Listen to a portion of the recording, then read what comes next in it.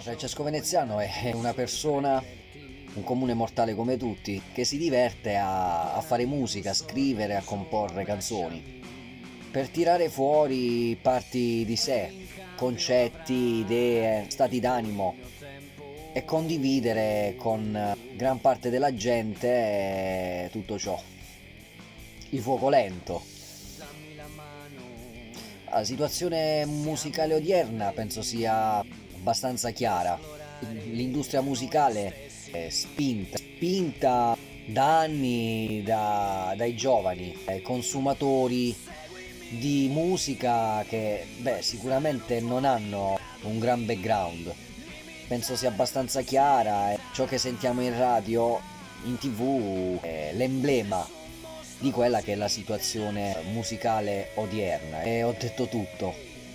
Sfogo, compagna, preghiera, gioco e aria. Spero di fare un album al più presto, suonare tanto dal vivo e conoscere tanta bella gente, anche grazie alla musica.